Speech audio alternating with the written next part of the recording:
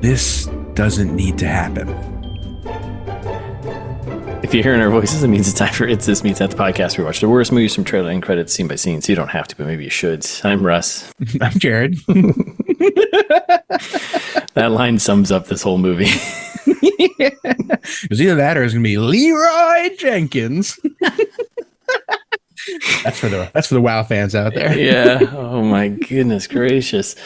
So we're back. We're back with our full breakdown of Warcraft, 2016 epic fantasy movie. Yeah. Can you imagine if they did the Leeroy Jenkins bit That would have been in the movie? I would have been so much happier. Man, I'm ameliorating a little bit early, but I feel like this movie took itself a little too serious. Yes. Just know that you're based on a video game. Yeah, my notes are going to be more memes. Okay, so do you want to do some? What is this movie about? Recap us. Yeah. What are we getting into? I'll remind people because I barely remember. As an orc horde invades the planet Azeroth using a magic portal, a few human heroes and dissenting orcs must attempt to stop the true evil behind this war. Wow.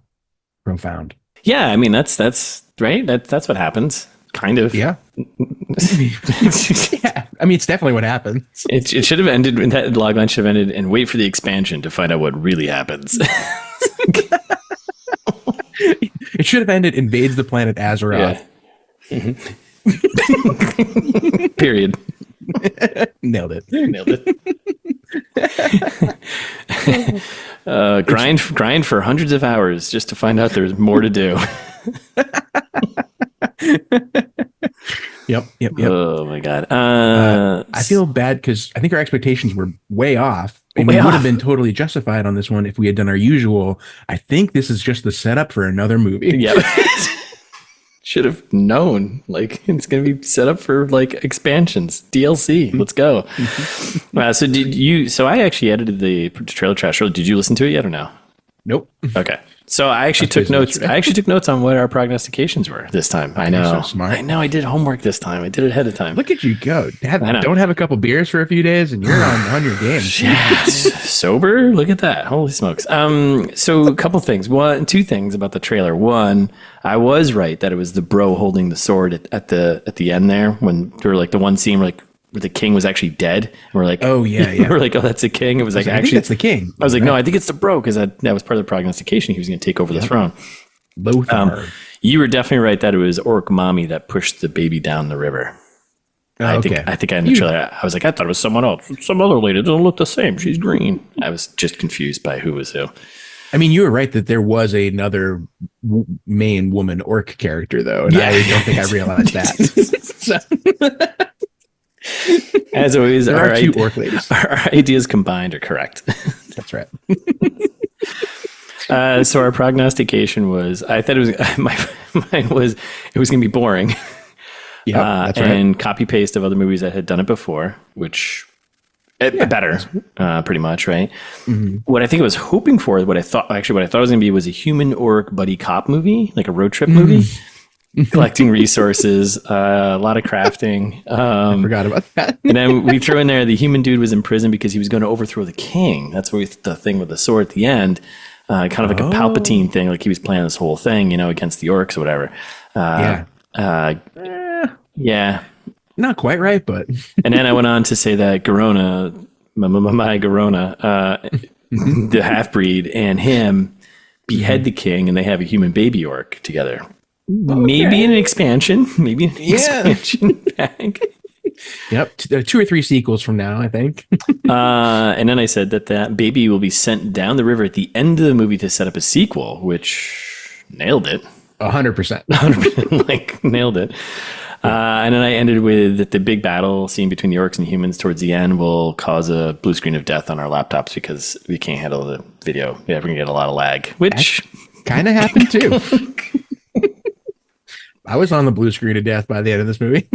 And you definitely came in you were like, there will never be a sequel to this movie. Mm-hmm. Nailed it.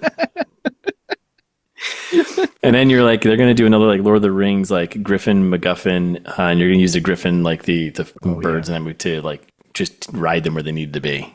Yeah, which they did a bunch. Yeah, they did a bunch. So they're like, how do we gloss over any travel here? Just get the Griffin going again. And we both agreed that the baby was just going to be floating down the river for the rest of time, which if there's no sequel, well, no, actually it doesn't, because it gets picked up by humans at the very end. Spoilers. Yeah. So spoilers start now. The spoilers start now. And I did a little bit of, because I was like, they made it such a big deal about naming that stupid baby that I was like, it must be something from the games. And Grogu. like, it's like that character is like basically the main orc character of the games. Yeah. That like grows up with the human parents and that like abuse it. And it's very sad. Yeah. Great. Can't wait for that one. Yeah. So yeah, our prognostications. We did good, and also our wishful thinking of it being a buddy human orc movie. That I'm going to ameliorate, because I'm sticking with that. That would have been a better movie. This was just way better. This is just chaos. Yeah, make it fun. Like, I feel like the Warcraft series of games is known for like not taking itself that seriously. Yeah, like be fun. I haven't seen a new Dungeons and Dragons movie, but I heard that's like a lot of fun. Like, I heard it's stupid, but it's just fun, and they kind of didn't take themselves seriously, which is like, don't. But it's not as much fun as you think. No, damn it. I don't know. I mean, me and Tay started it, and we watched probably 20 minutes of it, and both of us were like, "It's not happening." I can't get into this. Maybe it was just the timing, but maybe it was the timing. Like, this sucks. I gotta do this. The same thing. I heard it was good, and I was like, "Oh, let's give it a shot." I was like, "This is unwatchable." All right. Well, there goes. Anyway. You know what's great? That scratches one movie off my list I have to watch. Yeah, there's too much content out there. Too much 10. There's so much 10. All right, you want some quick info here? Please. Let's do this. All right, so this is directed by Duncan Jones. You know Duncan Jones? You know who the Duncan Jones is, right? Yeah. Okay. Yeah, he's like a real director. And he hasn't really directed many. Yes, and just happens to be son of David Bowie, sure. He's directed. I mean, he hasn't directed a lot of movies, but he did Moon, which was great. Yep. Sam Rockwell, Kevin Spacey, trapped in space in there. Source Code, Jake Gyllenhaal, little time travel one, great little time travel movie. And then a couple of things that didn't really hit all that well, but those are the two big ones. Like, pretty good.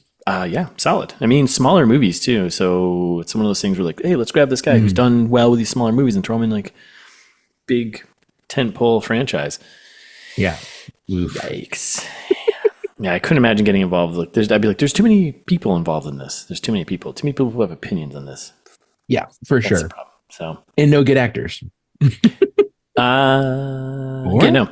Well, I'm going to tell you that. Nicely done. Screenwriter. We're doing screenwriters first. So we got just two. Duncan Jones was involved in this. Apparently there was this. Well, I'll get into the fast facts, but apparently there was this original script written. Sam Raimi was connected to direct this movie originally. Yeah. What? Yeah, exactly. Which would have been a much better movie, I think. Probably. And then, Duncan Jones, he was part of the writing duo here, and Charles Levitt. So he's been around for a while. He's been writing stuff since the 90s. He did K-Pax. Okay. What? Yeah. Blood Diamond. K-Pax to Warcraft. Yeah. Blood Diamond. What? Yeah, exactly. And the Express, which I don't know, but it was like one of our more Polar Express? No, just the Express. Okay. Yeah, we're not going to the Polar Nothing caps there. here. So yeah. There you go. Okay. Weird. What a weird crew. Yeah, right? Like, yeah. I expect better, I guess. Or different. I don't know. Like, or different, yeah. Let's get the guy who wrote Blood Diamond and David Bowie's son to make a movie. Yeah, that's a good Mad Lib. Yeah.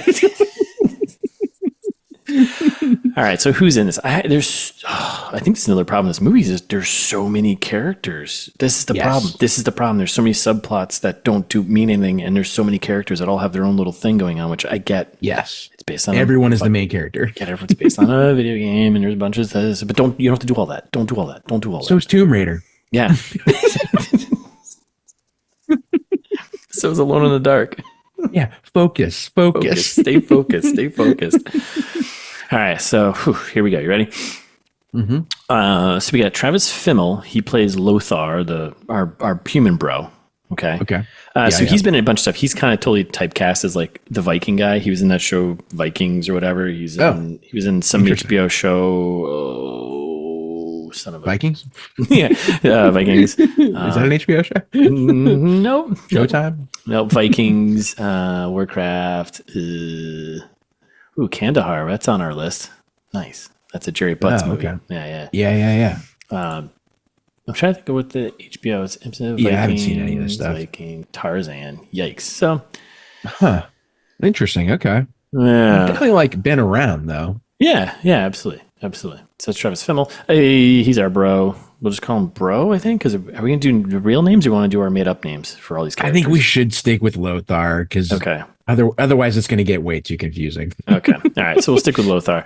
Ben Schnetzer plays Khadgar, the mage, the young boy. He's the boy. He's boy mage, Magic boy. Yeah, Magic boy. We'll just call him Magic Boy. I think that's fine. Yeah, right? I think it's easier for him. Yeah, there's only one Magic Boy. There's too many bros. Too many bros. Paula Patton plays Garona, our my Garona, the half breed. Paula Patton was in one of the Mission Possible movies. I think Rogue Nation. She was in one of the Mission Possible movies. She was, I think, an MMA fighter turned actor.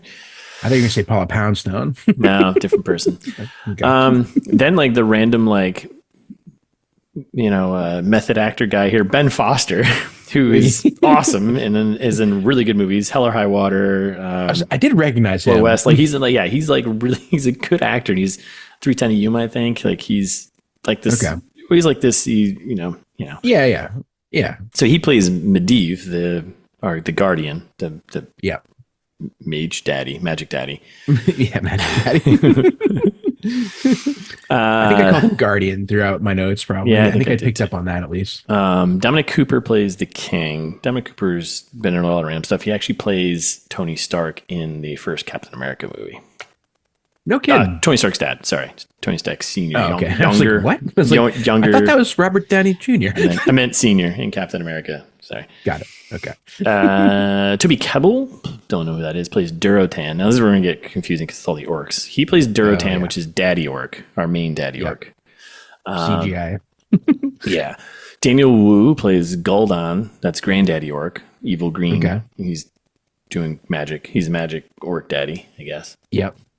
Clancy Brown plays Blackhand.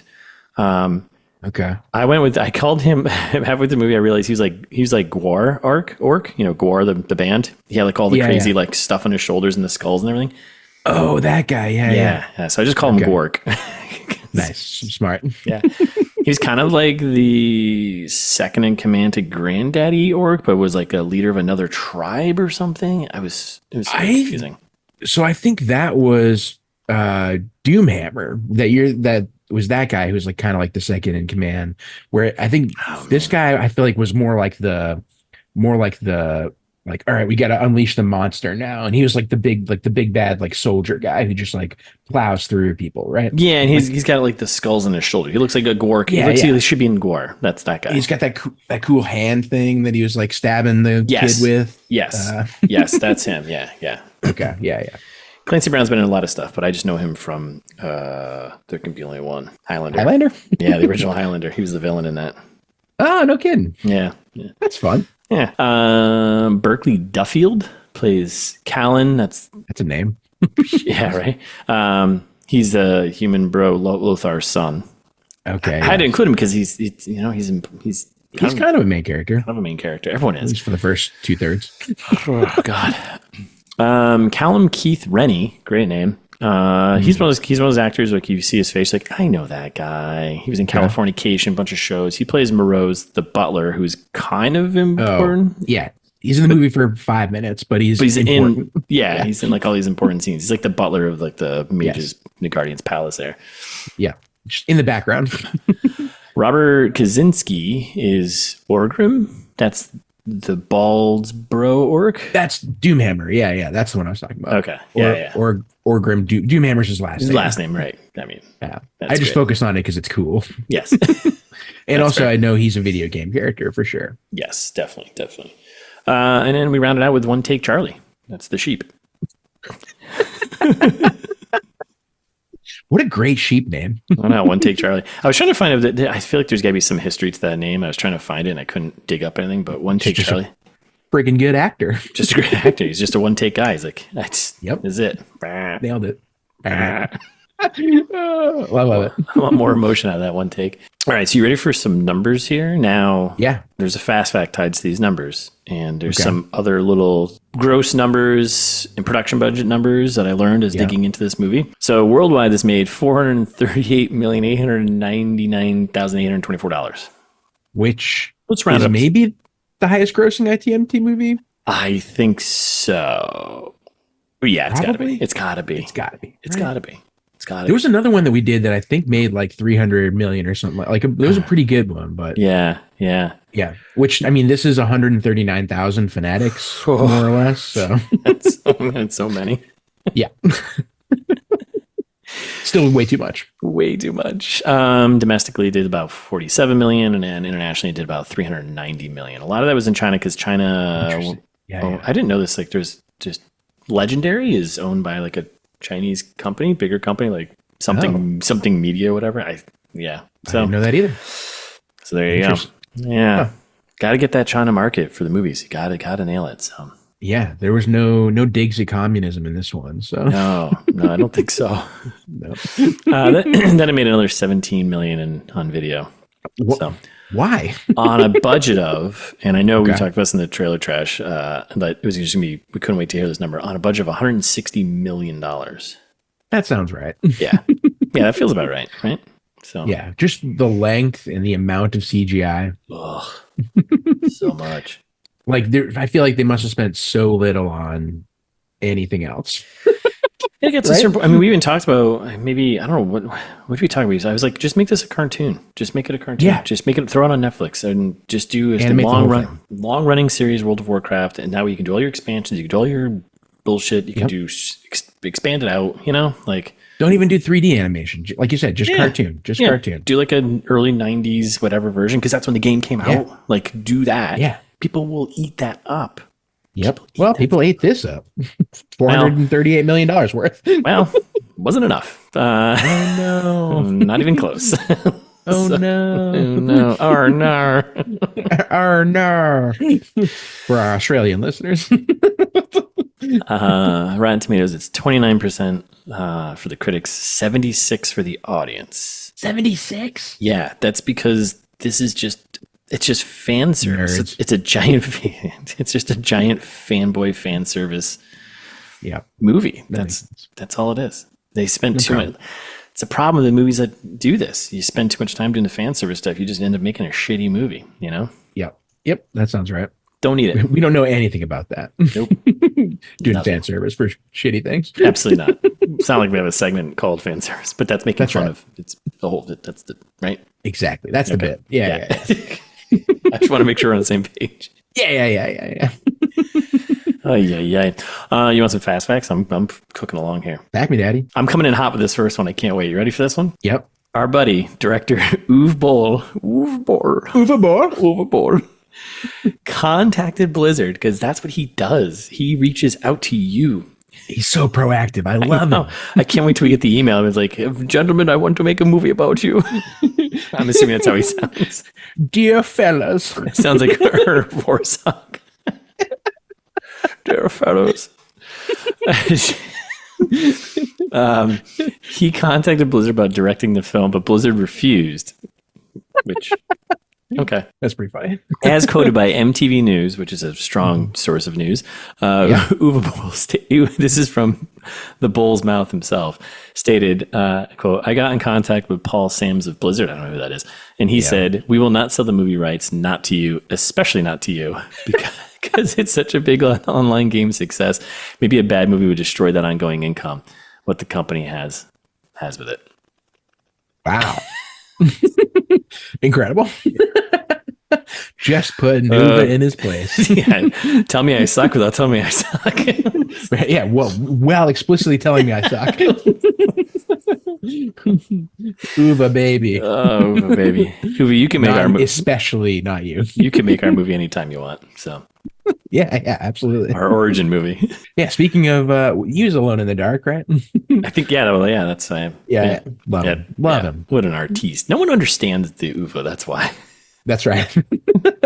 No one gets you like we do. Yeah. You have to be the bull to understand the bull, you know?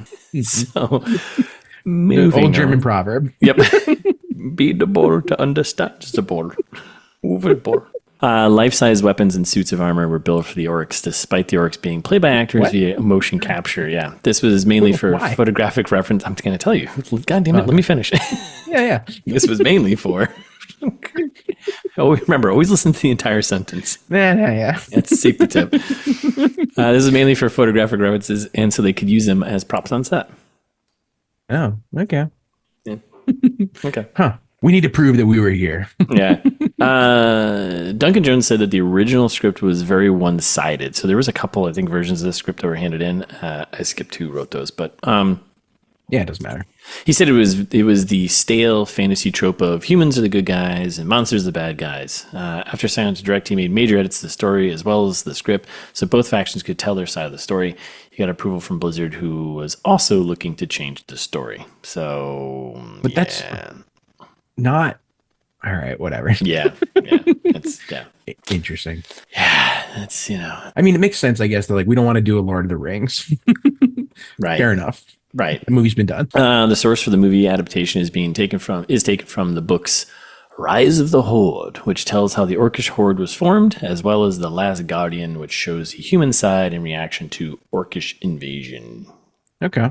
So interesting. I don't have I'm not really caught up in my World of Warcraft lore, so I didn't know there were Warcraft books. Dude, there's everything. Of course there are. It's like we have tapestries. You know what I mean? It's the same thing. Yep. Same idea. You're right. Which you can go get on our website. It's thismeetsthat.com. Nailed it.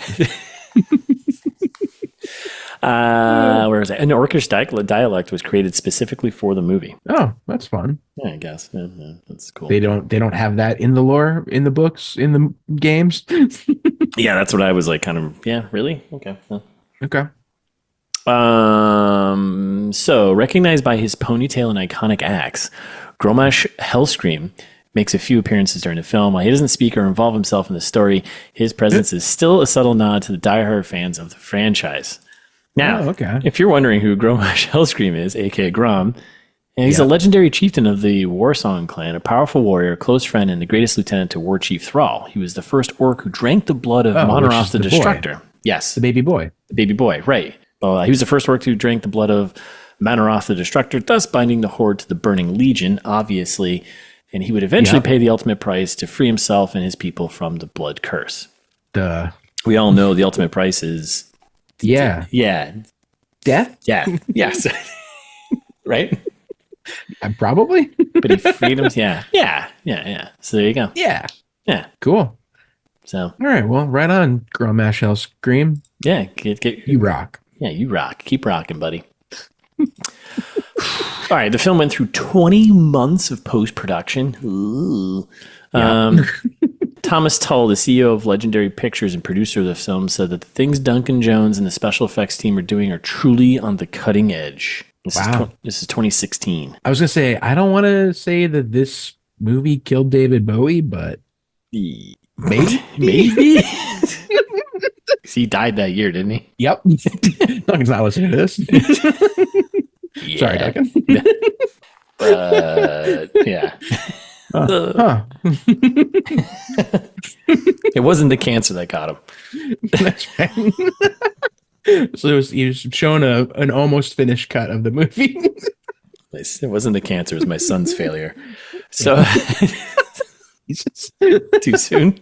Too soon? It's fine. It's fine. Yeah, listeners, let us know. Was that okay? I'm just saying it how it is. That's all. Yeah. All right. So it took 123 days to complete filming, that's a lot compared to the 20 months of post production. I guess it's not that much. So. Yeah. I guess it's true, right? All right. Let's get into some nerd shit here. So Medivh's staff is the Atish great staff of the Guardian. The book Khadgar takes from Karazhan is most likely the book of Medivh. Orgrim Doomhammer, your buddy here, was given his surname for his weapon, the Doomhammer. All these are actual obtainable in-game by the players of World of Warcraft. Also, many other weapons in the movie are modeled after real weapons from the game. Durotan's axe is fashioned from the statue, which stands outside Blizzard's office in the United States of America. Ooh. That was like a mashup of like kind of like 4 facts in one. It was just like a nerd. Yeah. It was like a geek fact right there. Boom. Drop it. Big one. Early in the film, a murloc can be seen by a small stream. The noise it makes is the same as the creatures inside the World of Warcraft can be heard making. That's fun. And that's like a big meme, I feel like, is the unintelligible Murloc. Yeah, it just is like kind of thing. Yeah, that's fun. Fan servicey shit. But, during the early exposition scene, there was a lot of them. There was a lot of them. Thanks for saying the early ones. Yeah. When Medivh meets with King Lane Rin for the first time, they stand over a table map that is set out in hexagons. This is how the maps of the first two Warcraft real-time strategy games were designed.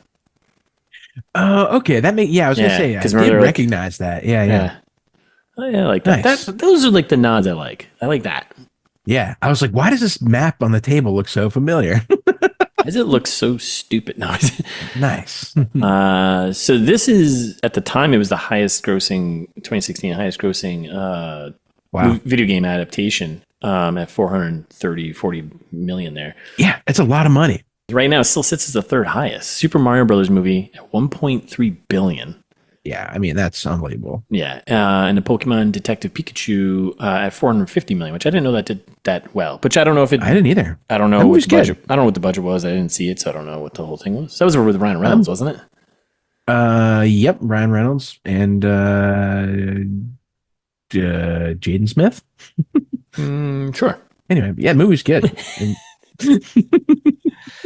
So there you go. So coming back to, here's a fast fact about our production budget and our money here. So given its 160 million net production budget, the Hollywood Reporter reported the film needed to earn at least 450 million to break even. They spent a lot of money on marketing, huh? Yeah. Well, I mean, the gross sales, I'll finish the fast fact. In July 2016, the magazine reported the film lost the studio around 15 million. Although several executives put the losses in the $30 to $40 million range, because the gross numbers we're getting, really they only get back like 25% of those numbers. So that's what makes sense. And like the marketing budget was probably half, so it was probably close to 240, 200, more than that. So yeah, I guess that's not like the loss could have been worse. Yeah, it could have been a lot worse. I mean, I feel like $15 million when you spend $160 million, you made 450. Well, maybe. I guess you didn't really make $450 million, but you mean like... Yeah, it's not that bad. In terms of movie ratio, movie losses? Throwing money away anyway. It doesn't. It's all getting laundered for something, you know? Right. When you're talking tens of millions, like, nope, you can't fathom that amount of money. At $400 million. Oh, yeah, sure. No, what? Our tiny financial brains cannot fathom $10 to $15 million. Like, I don't. Definitely not. No. I don't even know how much that would fill up in my room. If it's all ones, probably the entire room, maybe. If it's ones, dude? Yeah, I'm going ones, right? Probably more than that. I'd be like swimming around in my bedroom and just, like flowing out, kind of like drowning it. Yeah, I'd be dead. Huh. Yeah. Died how you wanted to go. Drowning in ones. Listeners, don't give us $15 million or bad things will happen to Russ. At least not in ones. Don't do that. Right. 20s. We'll take 20s. Just do digital transactions to Jared's Venmo, please. Non-sequential 20s. Jared DeLuca. All right, we're getting close. When Khadgar does his final push to defeat the corrupted Medivh, sorry, spoilers here, he gains a similar yellow glow effect like in the game World of Warcraft when players gain new levels. Oh, that's kind of cool. That's fun. The spell used by Khadgar to turn the prison guard into a sheep, one take Charlie, is called Polymorph and has been a spell in every Warcraft game since Warcraft 2, Tides of Darkness from 1995. I do remember turning people into sheep, and it was very fun. That's fun. I like that. Yeah. And I'm going to run this out with some World of Warcraft video game numbers. So I did some digging, and I mean, it's definitely number one out of the MMO RPG games out there. There's no doubt about that. It's funny. I came across this website that's like all kind of nice and clean looking and shows you like subscribers and monthly users and all this sort of stuff. And I was like, I wonder where this guy's getting his source from. And I went to like his about page, and he's like, this is all bullshit and estimated. I don't know what I'm doing. And he like had some random formula. Like, what are you doing here? What is going on here? Blizzard doesn't really share any numbers, and maybe during like their earnings calls it will, but I guess they haven't really shared like detailed numbers since like 2015. Interesting. They have said that they have a total of 130 million accounts, which could mean active and inactive accounts, but that's across like all of their games. Okay. I think World of Warcraft sits in like it was at like 4 to 5 million subscribers. When their DLC and expansions come out, it bumps up to like 6 or 7 million like subscribers at a time, that's pretty good. That's a lot. That's a lot of people. And I think their concurrent like daily usage is around like I looked at some numbers and like before August it hit up like around 400,000 daily approximately, but his average was like around 280 to 300,000 daily users. So I wonder, I have like no real frame of reference for that. I wonder what like GTA 5 online gets, because I know people still play that a ton online all the time, every day, or other big games like that, right? Well, like it's like, so against MMOs, like in that genre, in that category, it's the peak. But if you like Counter-Strike 2, like that has like 1.8 million users like constantly. Like that's like one of like the top like multiplayer games there are, but that's not like a massive RPG game. Yeah, it's just like a shooter like Call of Duty, Warzone. Like they have a ton of concurrent users, and there's a lot of them, but in separate genres. And I mean they certainly beat this out in terms of daily players. But GTA's got to be, it's way. I'm sure it's that's gonna be all mostly console, I'd assume, but I would assume.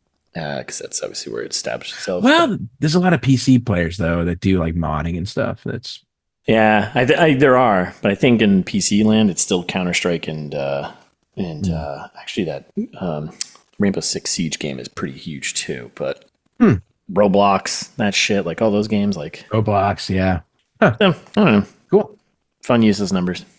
Yeah, learn something new every day. All right, you ready to pitch me, you mother orc? Good one. You mother orker. Sure. Nice. Ooh, orc's a verb. keeping it clean for the kids. The kids love clean things. That's right. Anyway, yeah, this movie clearly is Green Lantern meets Titanic. Begin. So, Green Lantern, great plug for episode from a few years ago. Episode, I think it was 140, 114, 115, somewhere around there. Whew. Something like that. Yeah, it was a long time ago. A couple hundred episodes ago, which is wild to say. Green Lantern part 114 and 160 113 and 115. Go listen to those. Dang, yeah. That movie sucks. Yep. Just like this movie. If you ended it with that and just went on to the next thing, that'd be perfect. That'd be fine. Wait, can you imagine? I mean, my pitch is probably going to be a little bit quick, but so big ones here, really straying from the source material. Very famously, Green Lantern kind of like made up a ton of stuff about the Green Lantern and did fan service for things that you didn't want. And I remember that. Just like, added a bunch of things that were stupid, just like this movie. You're like, why? Like don't give the orcs like equal motivation here. Like they're the bad characters generally. Yeah, they've always been, right? I mean, like they invaded Azeroth. It's not like there's not a both sides thing here. No. And similarly, both movies kind of give you way more backstory than I care about. Oh my god! Just throwing out random jargon from the games or from Green Lantern, they're just like throwing out random character names, and you're like, if you didn't read the comic books, you have no idea what's going on. No. And so they do that, like big exposition dumps, but they also don't actually give you enough of the important backstory to really care about what's going on or the characters. Just like in this one, you're like, oh, okay, we'll just throw out a bunch of random names that don't really have any motivation, and it's all very stupid. That's what it reminds me of Rebel Moon, That's what it was. I was like, because like, remember that movie?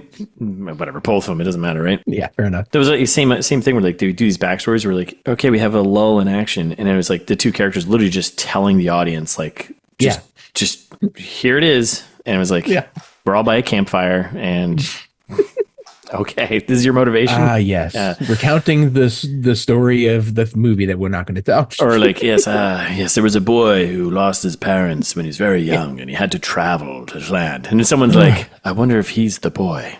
It's like, damn it, like what? Yeah, exhausting. Both movies also, in an era where good CGI exists, kind of have subpar CGI. Yeah. Green Lantern 2011 and this movie 2016, you can do better. Yeah, 2016. Man, we're in the meat of like the Marvel movies, aren't we? Yeah. Yes. Those started in 2008. Oh my God, 2016. They're a machine, and they're like the CG's, Yep. We have the technology. Mad Max Fury Road came out in 2015, the year before. Let's go. I mean, that was all. Yep. Anyways. Yeah. Awesome. And then lot of last couple quick ones. A lot of daddy issues in both movies. So in Green Lantern, it was the villain, right? Hammond there being upset with his dad and ended up killing him. In this one, Lothar and his son, Callan, there's like a whole weird dynamic there. And the orcs, they all have a ton of daddy issues. So they're all daddies. Everyone's a daddy. Everyone's a daddy. Deep down, we're all daddies. And then both movies had really obvious sequel setups for a movie that would definitely never happen because they're so bad. I feel like movies that force like the sequel feeling, the sequel vibe, they kind of set themselves up for like failing, right? It's kind of like it's like just don't do that. Just make a movie and hope that it makes a lot of money. Like big spoilers for part 2 listeners, but the end of this movie, they're literally like, all right, and now we'll start the war. Yeah. I was like, are you what? This felt like the end of like The Hobbit or whatever. I was like, are you kidding me? It's one book. Like, what are we doing here? Yeah. So frustrating. That's about that on that one. Now meets Titanic. Hear me out. Yep. You're not Jack and Rose. Just get out of the damn car already. We'll throw back to Family Affair. Classic. Yeah. Yep. Yeah, go listen to that one if you haven't yet. But if you're here, you probably have. So both movies, way too long as a place to start. This is a little over 2 hours, and Titanic's like, I don't know, 15 hours. Who knows what it is? Hard to say. It's 2 parts, or I don't even know. Yeah. I remember having VHS tapes. Yeah, I was going to say, I think it was like 2 or 3 VHS tapes. Yeah, way too much. Yeah. Cut it, dial it back. No one needs to know, see every minute of the boat sinking. First of all, stupid. In this movie, just chop like half of it. I'm ameliorating early, but like you don't need at least 60% of this movie. No, you make it a quick 30-minute one, right? Yeah, make this in a tight hour and 45 at most. Oof, there we go. At most, yeah. At most. Both movies feature a really stupid, frustrating, unnecessary sacrifice. So obviously the famous meme of Jack being able to fit on the door, right, floating off into the icy undercurrent, whatever. Yeah. Makes him move on that door. In this one, right, exactly. Easy enough. In this one, the king at the end is just like, Garona, you have to kill me. And she's like, what? Why? That doesn't make any sense. And he's like, no, that way you can be a hero and bring peace to everyone. And you're like, okay, I don't really get it, but okay. And then she does it. And then you're like, oh, this won't end in peace, obviously. No. Now you're the enemy of everyone again.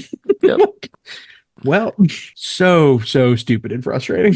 Yeah. One of the worst endings we've run into in a while. Yeah. Both movies have about the same chance of a sequel, which is none. Boat sunk, and this movie stunk. So yeah.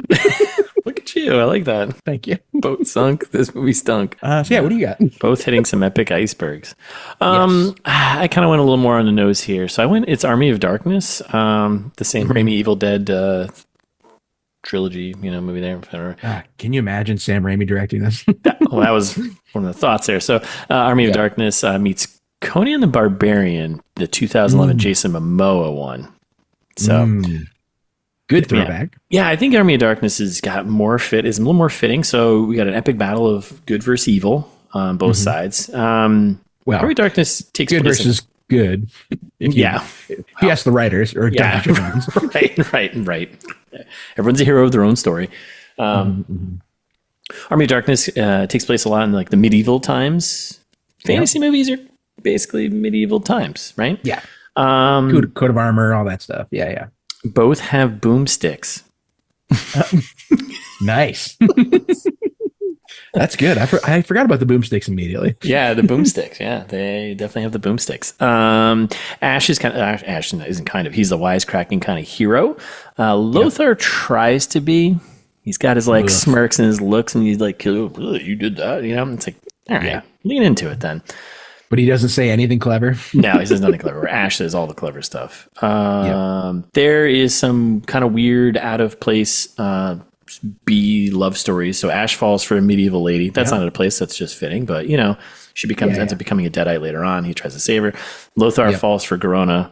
I mean, right? We can say that they're flirting the entire time. So yeah, star-crossed lovers. Yeah, might as well be a Deadite now that she's on the other side. Just like Jack and Rose. Both have references and Easter eggs to the franchise as a whole. The Oldsmobile, etc. This might be a little bit of a stretch, but both have kind of a body possession demon thing going on. Where in Army of Darkness, right, Ash's body, his dead copy, when he smashes the mirror and he becomes like multiple pieces, whatever, he buries his dead body that he kills. Yeah, that becomes possessed and turns into evil Ash. Right. Medivh in this movie gets possessed by a demon and kind of looks a lot like evil Ash. So yeah, that's a good point. So both have portals through space and time. Yeah, easy enough. Right. And both were almost direct. Well, there's a Sam Raimi connection we have between Army of Darkness and this movie almost being directed by Sam Raimi. Yeah. What could have been? Meets Conan the Barbarian, 2011. I don't have a lot here, but I feel like Conan the Barbarian is basically the sequel to this movie. Would be the sequel because it's the son watches his father die at the he doesn't like in Conan the Barbarian, son watches his father die, he seeks revenge. This movie, the sequel to this, is going to be clearly the young kid seeking revenge because that's what we do. That's what we do. And the king had 2 kids. I'm sure one of them is going to seek revenge against Garona and be like, well, we got to go get him, right? So some kind of vengeance. Yeah, it's the problem with vengeance. It just keeps going. It just keeps going. The only way to stop it is just to stop it. So yeah, be the bigger person. Lots of swords and sorcery in both. Both have chieftains. Okay. Both involve collecting things to build a device that moves the plot along. Oh my god. Right? Building the giant portal. He's trying to collect lives to power the thing, to do the thing. And then Barbarian, it's pieces of the mask of whatever. Yeah. Acheron or something like that. So yeah, I'd have to go back and listen to those episodes again because I don't remember.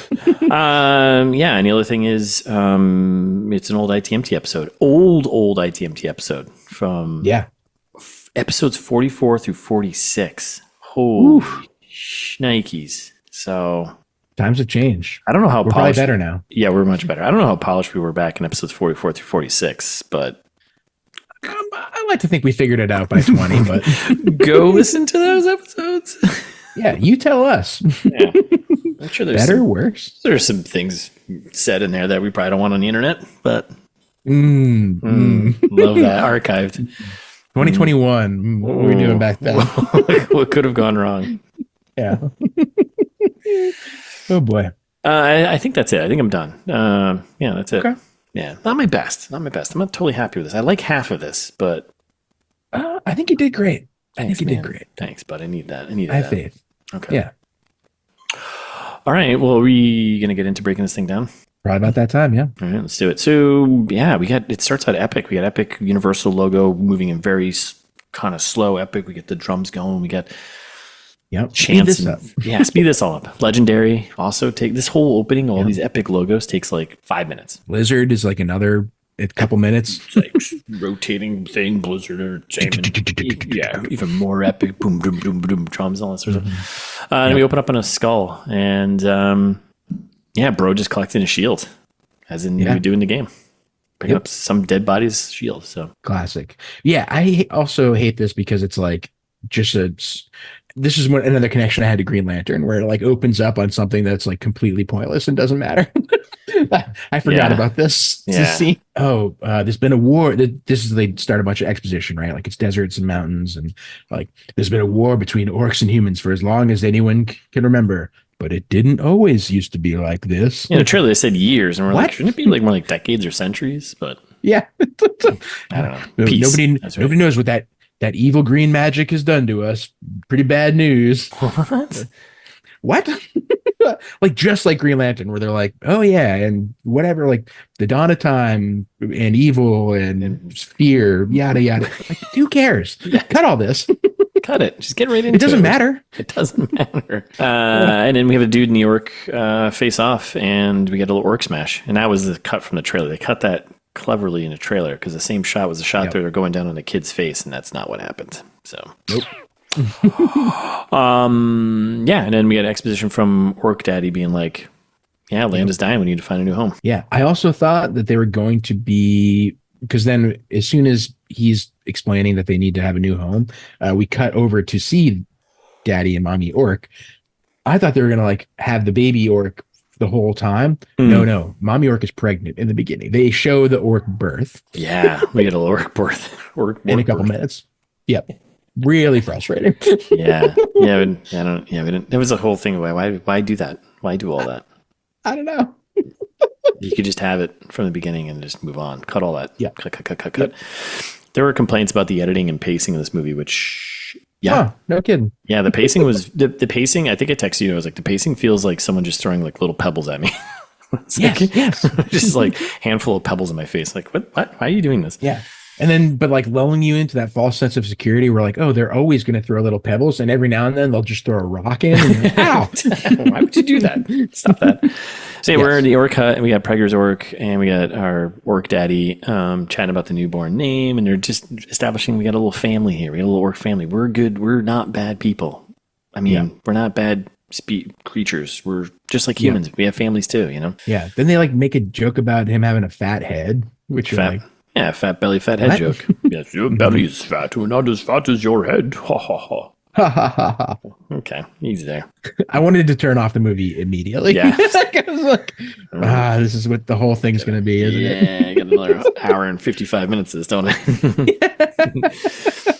So we cut out to, we're in the Mad Max desert landscape here, and walking around. Yeah, we got all the orc clans, I guess, pulling together like the last of like the groups here. I was really confused by this whole plot because like they're like, oh, we're in a dying land. We're kind of down to our last few tribes, it seems like. But then Orc Daddy's like, I'm going to pull in from other. I guess he sets up the portal to bring in other orcs from other realms. No, I don't think so. Because the portal just goes to Azeroth, I think. Yeah, right. Yeah. There's no other orcs. I think this is it. But there's a lot of them. There's still a ton of them. There's got to be a ton of them. I was like, this, okay. The horde. Anyways, they call themselves a horde. Yeah. And then there's Daddy Orc hanging out with his bro Orc there. And then they see a woman in a cage, a human woman. Yep. Where you're like, wait, where'd she come from? Or wait, no, she's not. Is she human? Or no, she wasn't human. She was like a blue thing. Something that some nerd knows about. I don't know. I think sure. From Azeroth, probably. Like they had captured her and brought back, but like one of the other races, right? Yeah, I guess. I don't know. I'm not sure. Yeah. Well, that was very nerds, let us know. Yeah, let us know. Let us know in the comments. And we got Granddaddy Wizard Orc, who he's kind of our true villain here. Yep. Right. And this is when he does all the exposition about why they're collecting these prisoners, right? Yes, he does all the exposition about that. He's also pulling Garona around, the half-breed, and she's a prisoner too, but she's kind of like a pet prisoner. She's kind of like it's like a Princess Leia to Jabba the Hutt kind of moment. Exactly, yeah. But the fuel for magic is life, the dark magic. Right. And like, so they're basically just feeding souls to Granddaddy Orc. the evil. Yeah. Or to the fell, because the fell is what the fell. Yeah. Yeah. Silly. Then the exposition about the whole bad orc plan, does some soul sucking of some prisoners, so we see how that works, and then it powers up the portal. And then the orcs go running in, and here we go. For the horde. And they go in, and once they cross over through this portal, they're in like this weird time space void. And oh my god, and this takes forever too. Yeah, Mommy Orc is like, oh no, this isn't good. No. This isn't good. She's having some baby pains. And they're just like flying. Listeners, like you can't really imagine it, but they're just like flying around in space for like 3 or 4 minutes. Like, it's really stupid. We get it. There's a void space thing that's kicking off for pregnancy. Okay. They're all confused. Just cut all this to begin with. And then when you get to the other side of the portal, we land in Azeroth. Yep. And Mama Orc, she's like, oh boy, here we go. And then all the bad orcs are pissed, like, yo, why did you come in here with a baby? Well, so orc? Like she has like a body piece that's like covering up her pregnant belly somehow, that like, which like everyone obviously still could tell, I'm sure, and they know her presumably because they're characters that have interacted before. Like, wouldn't you know? But I don't think so, though. That's the thing. This was really confusing because like they're a different tribe that's coming in with all these other tribes that are all meeting up together to go. Yes, so it's like I don't like I might like I don't like I've got my group of friends. It's not like I go to some random place and I'm like, just because we're orcs, we're friends, I guess so. But like I got the feeling that Gul'dan was like the guy who was like bringing the tribes together, and so presumably he's as one of the leaders. Like, I don't know. I would just assume that they had interacted before, but everyone's like shocked. Like, what? Her little belly piece fell off and now we can tell she's pregnant? Like, how dare you bring a pregnant lady on this adventure? And then you're right. We get a orc birth right there. Granddaddy Orc is playing doctor. And he's like, take a deep breath. Don't worry about it. Relax. And then Baby Orc is not doing well. Kind of dead. And then Granddaddy Orc is like sucks the life out of a deer and puts it into the baby. He rises above. Which I also have questions about. Very Mad Max. Very Mad Max feeling. Like, like is the baby part deer now? How does this work? I think it's just sucking the soul energy. Soul energy. Right? But soul energy, you'd think. Title card, Warcraft. Dun, dun, dun, dun. Gasp. And then we got a transition scene shot, and this is so strange that they decided to do this only once, I think. One time. Yep. One time. Which was like, could you do this the rest of the time so I know where the I am? Doesn't matter. Iron Forge. And it's like, and it's the one place like, who cares? Like, no one, like, this means nothing. It's just a nod to people who are fans of the game to see this other species of, dwarves. And they're like, it's like some snowy mountains and like a little castle thing. You're like, oh, cool, Iron Forge. Cool. I wonder what they make there. They forge stuff out of iron. Okay. Probably. And this is when we get introduced to our boomsticks. That's right. Again, Chekhov's boomstick. They're like, yep. No, this will come back at the very end of the movie. Yep. It's got to go off in the third act. Mm-hmm. And then our human bro here, Lothar, he gets a little message from the dwarves. He's like, hey, bro, your garrison is being attacked. And he's like, guess I got to go back. But they're like real dicks about it, too. They're like, hey, big man, you might want to head home. Sounds like there's some shenanigans going down. Like, think you're under attack, whatever that means. Take your boomsticks and be gone.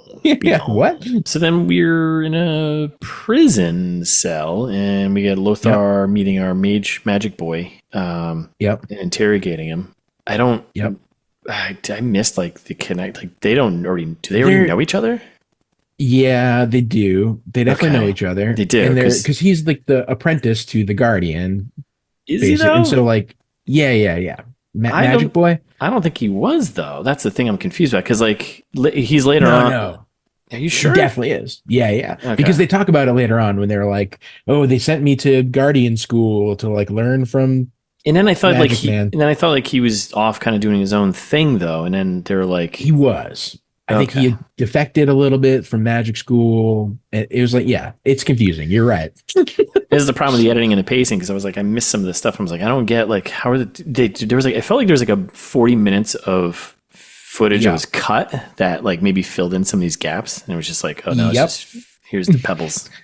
Yep. Okay. They were like, it was already way too long, and they were like, let's not make it any longer. So then, they have a conversation. He's like, yeah, I just want to check out this dead body. I'm like, who's the dead body? Where'd this come from? Like, I don't know. Yeah. Well, he's so like they kind of explain like the barracks. There were barracks, and they were under attack by these orcs that they didn't understand what was going on, and the body. Something about like taxes, like there's like some financial implication here for examining the body that Magic Boy's trying to do. I also love how Lothar calls him spell chucker. Yeah, it's like what? Like, is that going to come back later? Nope. I mean, he does chuck some spells, but yeah. But like, I thought they were like slurs against magic people in this. No, it doesn't really matter. You're offended by the slur against the Magic Boy. I'm a little offended for Magic Boy here. Oh my god! So then, so they check this dead body, and the Magic Boy is just like, oh, it's what I feared. The fell or bad stuff's coming. I feel evil coming, right? Yeah, like green stuff comes out of his mouth, and they're like, oh, that's that bad magic. He's like, somebody should call somebody. Let's call the king. Let's get the king involved right now. And then like, let's go do something here. Okay. Well, because then they're like, oh, only the guardian can use magic like this, blah, blah, blah. And they're like, well, only the king can summon the guardian. All right, none of this matters. Oh my God. Geez. Stop making arbitrary rules for no reason. So we had a Christmas Prince Night Castle transition shot. Yeah. Some night travel. They do this a lot. Well, because they want to show off the epicness of the land, right? But they don't even show off the epicness of the land. No, they don't. It's like they do like a quick cut of the castle. Then it's like the griffin flies by, and you're like, oh, okay. And then it's like, okay, and now horses on a bridge, and you're like, I didn't see anything interesting. So then we're in the King's Hall, and this is kind of some stuff from the trailer. The King's like, who are these beasts? Let's find them, blah, blah, blah. And everyone's up in arms. And then Bro's like, hey, here's the mage to the king, Magic Boy. And then the mage is like, hey, dark forces are coming. They're here. We got to deal with this. And then all of a sudden there's smoke in the distance, and there's a warning out, and everyone's running around. Because I guess the orcs, because the orcs are here. Yeah. This one I can't help you with because I wrote in my notes, I don't even know what they're talking about. Yeah. That's the other thing too, is like what I was getting at with the Green Lantern bit. They do the same, like Green Lantern, at least I'm familiar with the source material. This one, neither of us really is. And so it's like, oh, they're just saying words that I think are Warcraft words, but it doesn't matter. It doesn't matter. It's like, let's get to the next reference for the nerds, and that's it. So then we do learn that the Lothar's sister's the queen. We get a lot of exposition about that. Yes. I'm your sister, obviously. And I'm like, oh, cool. Thanks for explaining that. I forgot what was happening, where I was like, wait a second, is this guy banging his sister? I thought we had a little Game of Thrones thing going on here. I'm like, nice. That's what I thought. Yeah. And I was like, oh, never mind. Nope. And then the king hands Lothar a blue ring and is like, go summon the guardian. Yeah. Guardian has been summoned. Here you go. Ding, you've collected a ring plus 50 health. Yeah. Yeah. And so then like outside, Lothar's like, all right, well, I'm just going to hop on this griffin and go get the magic guy. See you later. For a sweet ride. And him and her mage go for a ride because like, you both have to go get the guardian here. And I'm coming back to my science and fantasy here. They fly over the tops of mountains, over the tops of clouds. There's no way they're breathing up there. I'm sorry. Sure. I don't have the energy to fight you on that anymore. But they do another one, like they just did a minute ago. They do another like quick flying like clock wipe transition. Yeah. Like, and it's later now. Stop it. Gotta move it along. So this movie does a lot of this back and forth because you're following this human journey, and then you're following the orc side of things, the orc rebellion, and like, hey, there's something dark about this, and yada yada yada. And conceptually, I'm like, not a bad idea, but it just doesn't. No, it could be cool to like humanize the orcs and make them interesting. Yeah, like I'm on board with what you're saying, but what would have done that was, let's get into Lothar and Orc Daddy like teaming up and make it a buddy cop movie. Let's go road trip. Yes. Like we got to team up. We're button heads and make it a Deadpool and Wolverine. Make it a Lethal Weapon. Make it something like that because. What else? They just did a bad job the whole time. Yeah, the whole time. All right, so then they're like going on a hunt, and orc stuff. They like find a human boy, and they're like, This is when we get the first sense of Duratan. Yeah.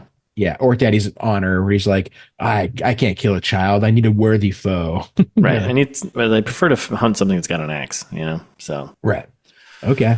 So then they just like, well, on to the next scene. Yeah.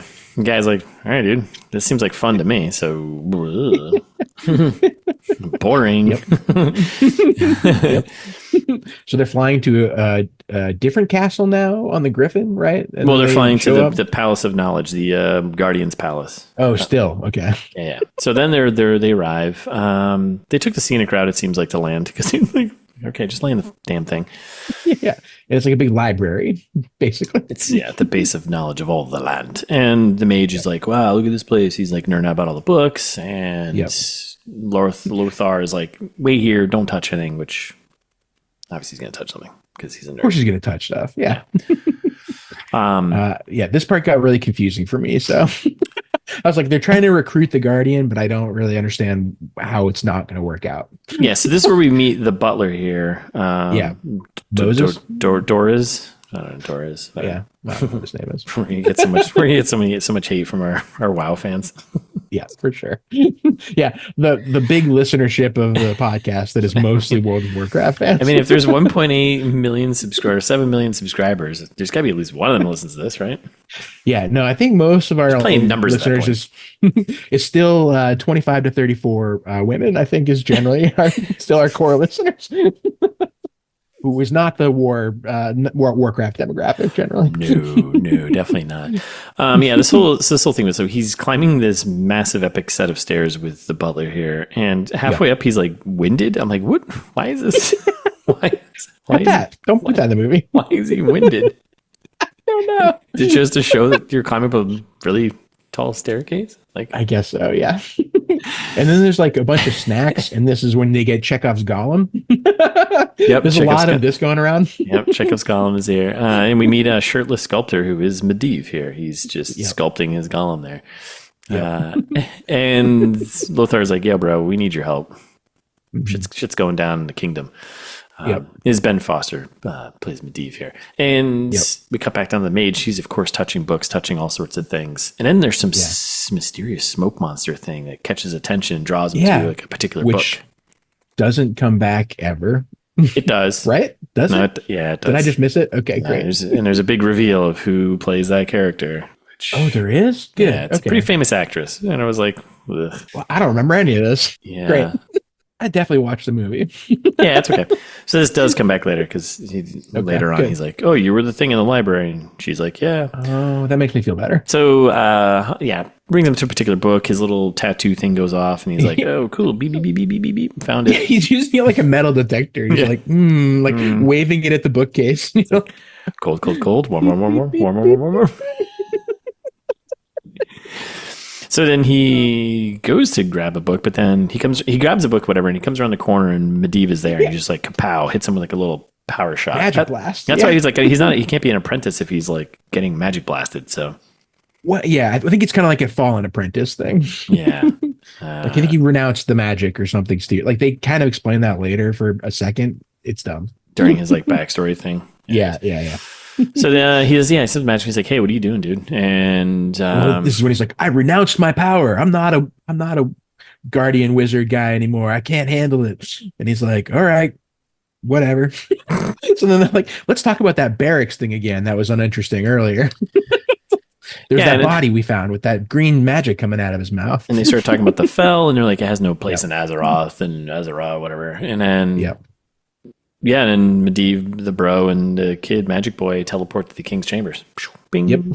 Let's go. Teleportation. Then they're like hanging out at the king's place, and I'm still confused about what's going on there. But they go to that's when they go to the map room, right? For the first time. Yeah, king's chambers. Map room. King is like, hey, long time no see, Medivh. Help us with these troubles of ours, right? And then they're in the war room. Yeah. And they're like, there's giants and wolves and shit and huge unstoppable monsters everywhere, and you're like, oh cool, like it's like Warcraft.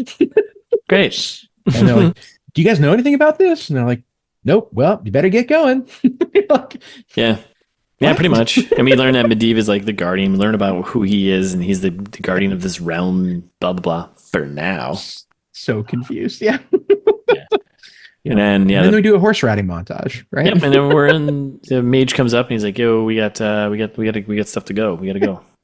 Yeah, and somehow, listeners, this is like 25 minutes into the movie. Like I think we're glossing over a lot because this movie sucks, but yeah, it's really boring. This is almost a half an hour of what's happened so far. Nothing. There's so much more to go. Yes. So we're in the forest, and this is like the scene from the trailer. So we got Medivh, the magic boy, the bro, and a bunch of troops. They come across the bust up convoy. More green shits all over the place, and like, oh wow, okay. And then kapow. We get an orc attack. Orc attack. Get an axe to the chest. They battle. They're fighting, and then Daddy Orc is like kind of curious of the I don't know. It was really weird. He like went up to go get the magic boy. And he puts the shield up and he like hits and he's like, "What is this stuff?" Yeah, I don't think he's seen Magic Boy or Magic Man do anything like this before. Yeah. Like Gul'dan's the closest thing they had to a magician on the other side. Yeah, the wizard on that side. Yeah. Get a nice little Wilhelm scream in there too. Did you hear that? Well, oh yeah, that's nice. So then, the bro saves his own son because I guess his son is with him too. He's like, Callum. He's like, don't fight with Callum. Yeah, whatever. Yeah, who cares? Callan. He's like, don't fight with brute force, bro. You got to be a bit smarter. And as he's saying this, he just gets like tossed by like some orc. Okay. Yep. But then he pulls out the boomstick. Pulls out the boomstick, which helps, and then Medivh kicks off some sick attack that gets all the orcs into the green stuff. Like he takes control or whatever, and like kind of turns them into mush. Yeah, kind of dark stuff. Playing with the dark side. And then Medivh just teleports away. And he's like, "Yo, he tells Magic Boy, hey, Magic Boy, get all these guys back to the base." He does this like 3 times. He's like, "Well, I gotta go," and then just like disappears. And you're like, "Wait, what?" Well, yeah, because he's too powerful for a scene, right? So they need to get him out of there because like he could just finish the stuff, right? It's very Gandalf like, where they're like, "All right, well, Gandalf needs to go run an errand." Yeah, he needs to go make sure half a book. Make sure his stove is shut off. I think I left the coffee maker, and I'll be right back. Yeah, because otherwise it'd be way quicker. You're right. Yeah, right. Like you can't have super magic guy being out there. He's or they could do like he's not leveled up yet. So then we're in a forest chase because we have the orc daddy orc and like his bros, they take off, and now we have human bro chasing after him in a woods chase. And then daddy orc comes across the half breed Garona. Like I don't know why she was just out here. And they've been like towing her around in chains the whole time for some reason. Yeah, it just doesn't. But nothing. I'm so confused about like space and time where everyone is because like so are the orcs. Anyways, I think there's an orc camp nearby. I think that they were there. They just happened to cross paths. I think while they were out on their hunting adventure trying to find a worthy foe. Right. Then they stumbled upon these worthy foes, and then they ran away like cowards. So Orc Daddy frees Garona and is like, "Hey, get running." Yep. And then and then Bro fights an orc and knocks him out. Which one? I don't know which orc it was. I don't either. It wasn't Daddy Orc. It was a different orc. Yeah, it was a different. I think it might have been Doomhammer. But it just goes to show that like Bro can handle himself. And they do a bunch of like kind of unnecessary, like it's not gory, but like they like smash a horse into a tree in this scene too, and you're like, wait, what? Like, are they going to do this a bunch? No, they don't. No. Like it's like weirdly violent at the beginning, and then that just doesn't happen again later. Like, well, later on there's some gruesome stuff where like breaks a guy's neck. So it's I don't know. Is this game known to being bloody and violent? It's like kind of out of nowhere. Like a few times, you're right. Yeah. A few times you're like, wait, what? Wow, Jesus, is this for kids? This is ruthless. All right, so Bro has a run-in with a big wolf. Wolf goes away. He's like, "I'll kill your man." Whatever, it doesn't matter. And we go back to the dead convoy, and we got the magic boy. He's like checking out some dead orc juice, and he's like, "Ooh, what's going on here?" Yep. And then half-breed Garona, she goes on the attack, and the mage captures her. He's like, "Ooh, yep, gotcha." And like this one looks smaller than the other ones. Like, okay. Sick. So then we on the road again. On the road again. All the bros are in their convoy. They captured one orc and they captured Garona. They got them both in the same cage, and Garona can speak both languages. Yep. The orc can't understand, but he's like, he can tell that she's telling him stuff, and he's like, "Shut your mouth, lady, or I'll come over there." And he tries to, and then human just like stabs him in the head. Yep, exactly. Yeah, the orc like gets free of his bonds because obviously like the humans don't have the technology to hold the orc. Like the orcs are huge. Yeah, they're huge and they're very powerful. So Yeah, so stupid. Everyone knows that. Yeah, I did have the luxury, thankfully, of watching. I have the ad plan of Netflix, so at least I like got a little breakup with like, oh, commercials. Oh man, this movie took you 3 hours to get through. Holy shit. Yeah. 1,000 years. All right, so we're back at the King's Chamber here, and we're meeting Garona and them, and then we get a bunch of exposition, a bunch of questions. And everyone's she just like walks around touching stuff. Yeah, stop touching things. Look at me when I'm talking to you. Don't touch that. Yeah. So then it's like basically we get all exposition through questions. Everyone in the room's asking her questions. Yeah. Why this? I know every Who are race you? in the kingdom. I've never heard of orcs. It's like, dude, come on, man. She re-explains the plot. She's like, yeah, the orc world is dying and they're coming to take this one. Yeah. She also gets way more like way more verbal throughout the movie inexplicably. Like in this part, she's like, this not our world. Orc take this world now. Yeah. Like, oh, okay. Like she's doing like a caveman thing. Yeah, and then like later on, completely normal speech patterns. It's like, oh, she learned real quick, I guess. Who is this interesting yet barbaric woman? She's interesting and beautiful. So stupid. I wonder if her mind will grow to handle our human speech. What?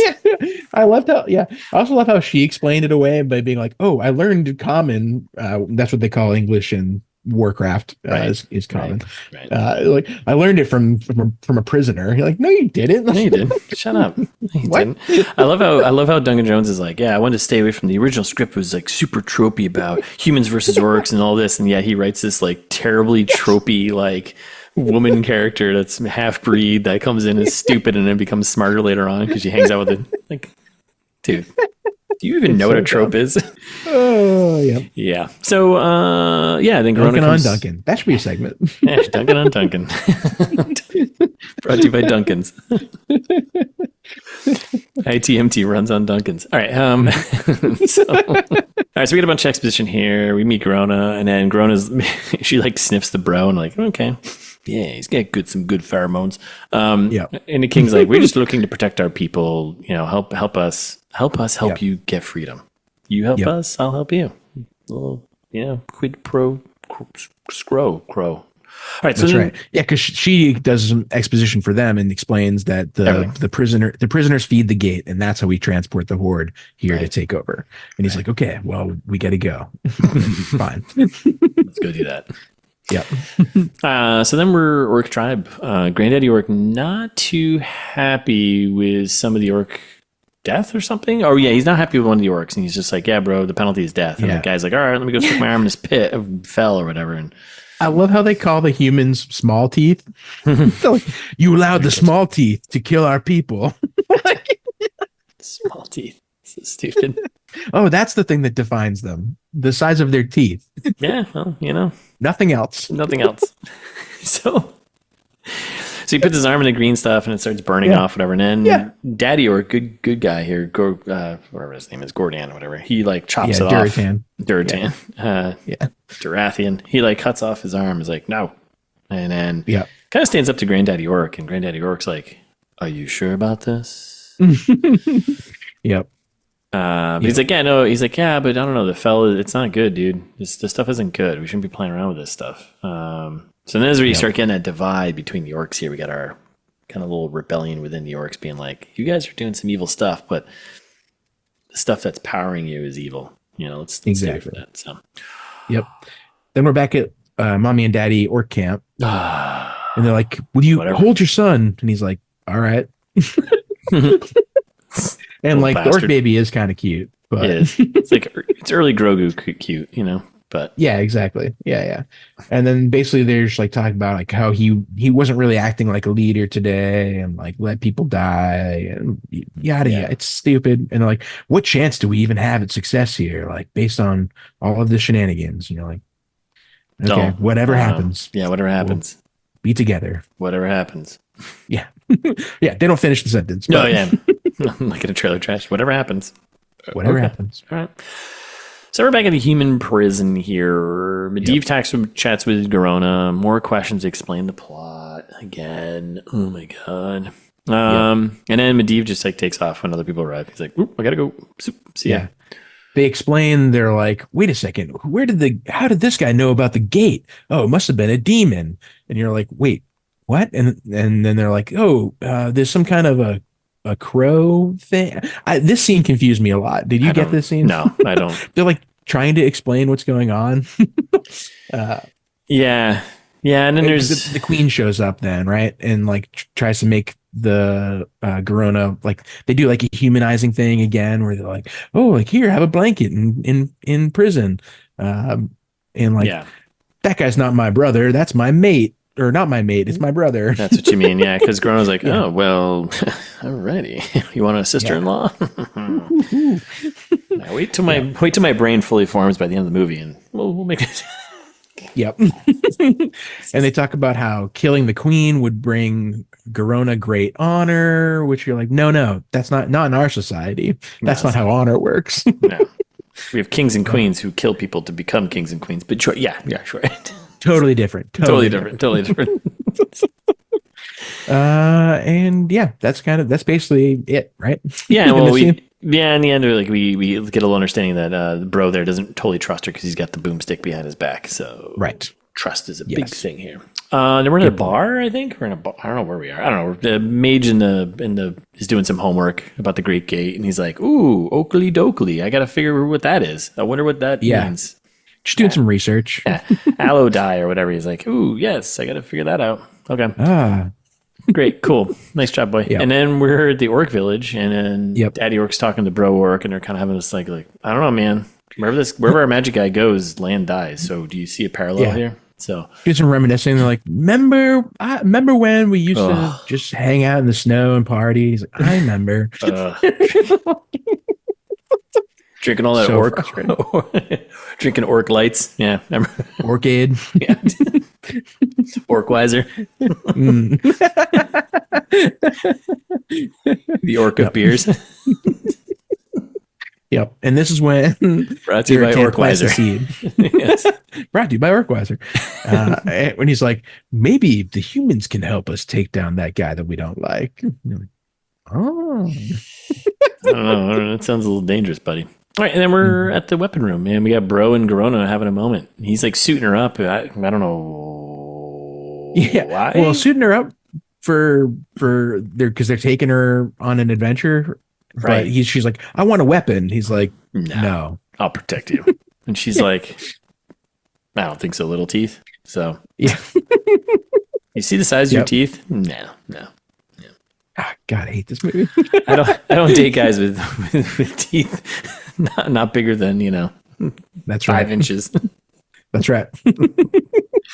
Oh boy. Yeah, they're a little flirty. Okay, so then we're transition shot riding. We get the mage, we get the bro, and we get Garona, and I don't know who else. And this is when Lothar and Magic Boy have a little confrontation, right? A little bit, yeah. But they're riding around. We got and Magic Boy there. He's reading his text while he's riding, which is basically like texting and driving. So don't do that. But don't do that. Yeah, that's not a safe tip. It's just life, Yep. And then they're at a night camp, and this is where we get our by the night camp exposition moment. Yep. Well, but it's very frustrating. The whole thing is very frustrating. Yes, because they're like, Garona's like, I think that guy wants to bang me. Yeah, because she catches the Magic Boy checking her out. Yeah, she's like, pretty sure, and she just calls him out. She's like, pretty sure he wants to bang me. And he's like, no, definitely not. No. And the bro's laughing, and she calls him out too. And she's like, what are you laughing at? Yeah. Yep. And then they do a bunch of exposition about like Garona means cursed in orc. Of course it does. Yep. Of course. They burned my mom alive for giving birth to me. And you're like, yikes. Jesus, ruthless. Share that with these humans. Yep. And then we're like, the Magic Boy, he's got a story too, right? Yep.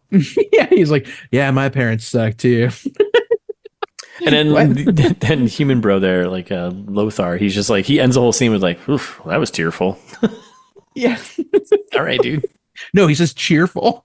Oh, cheerful. He's being sarcastic. Yeah. I thought his face was like, ugh. Like no. They give him a couple of quips the whole time. I was watching with subtitles as I usually do. Oh, Jesus.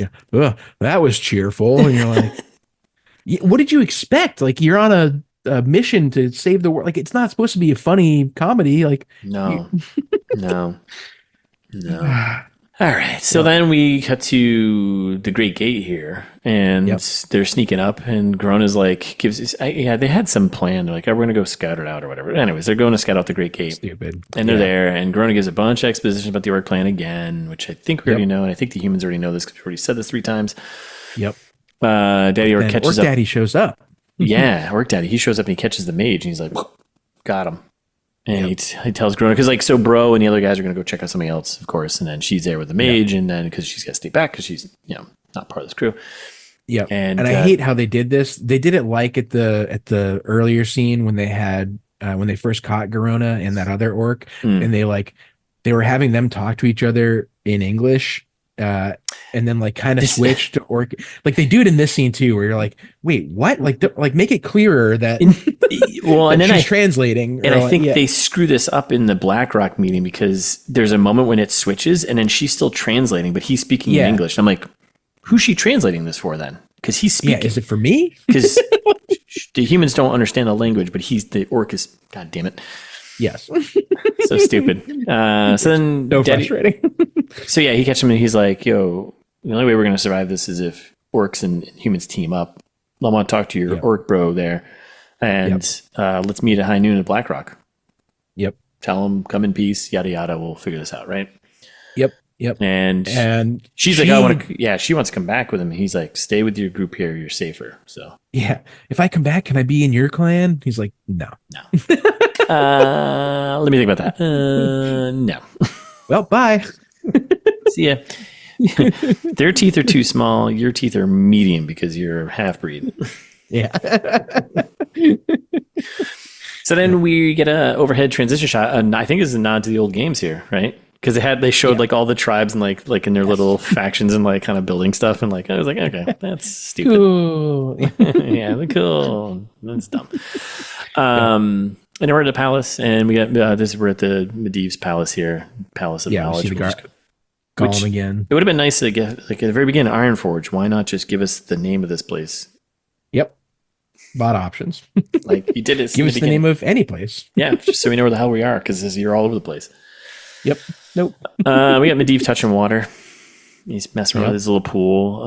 And he talks with his butler there, and then he's like, maybe the magic boy can help. So he's like, that boy's barely magic. And then we get to a council table or the king's place, and he brought all the other races together, to their species or whatever, the tribes together to chat about this whole situation. He's like, we got a plan, we got to join here. And there's of course people who are like, for some odd reason, not with it. They're like, this is all whatever this means. Yada, yada. I'm gonna say stuff that sounds like why I'm angry. We need to unite to fight the enemy. And they're like, fight your own war. And you're like, wait, but I think the orcs are going to kill the rest of us. They're going to kill you too, bro. Are you missing this memo here? Like, what part of the agenda did you miss here? Yeah. And then they're all like, where's the Guardian? That guy's supposed to protect Azeroth, right? Yeah, do his job. What's going on here? And then the bro shows up, Lothar, and he's like, yo, we got to move because the orcs are here. Yep. And everyone's like, fuck this, we're out. Yep. And then we're with Lothar and the boy, the son, right? His son got hurt in like a little bit of a little scuffle. Battle. Yeah, a little scuffle with some orcs, I guess, or something. So we're in the med tent here, and Daddy's like, hey, or bro is like, hey, son, go easy. He's got a gash in his forehead. He's like, I'm okay. And whatever.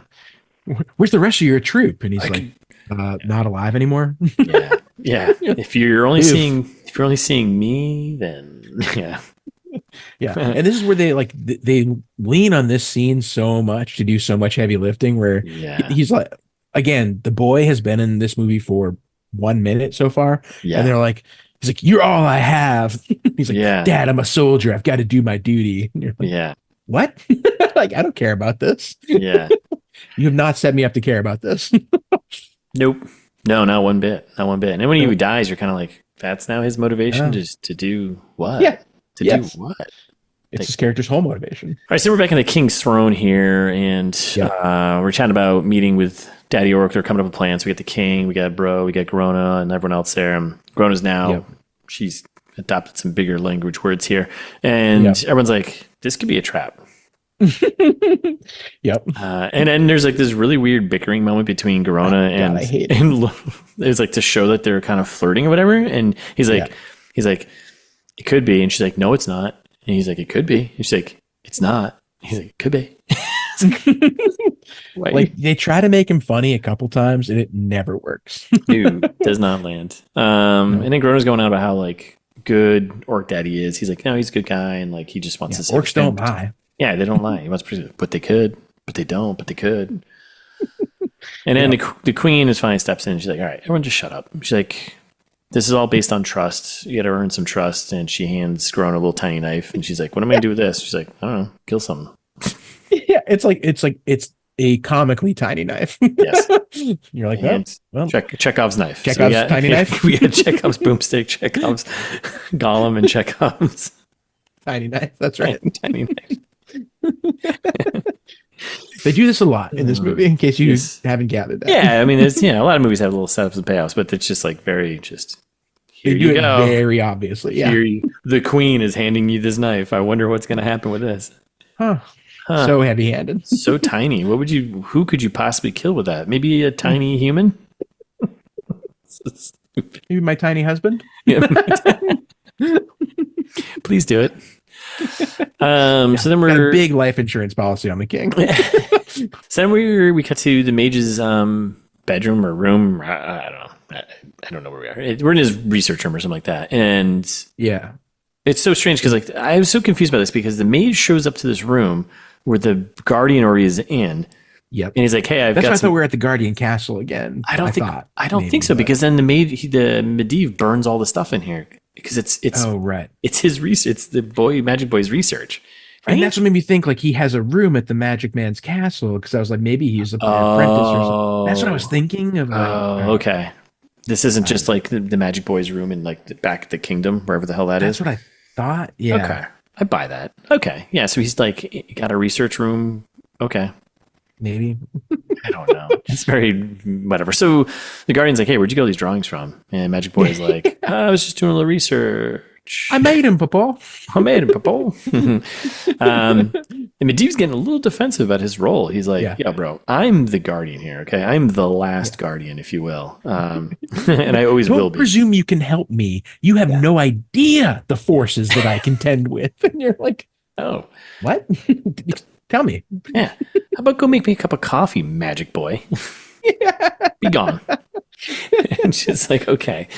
So then he says, so he's like, hey, you want to help? He's like, go protect the king. I'll take care of the foe. That was Medivh's final thing. And then he like snags a little book at the end. He's like, yeah, this book ain't for you anymore. And he's like, yeah, by the way, all your cool drawings, poof, burns them all up. These aren't for your eyes. Yep. It's very funny.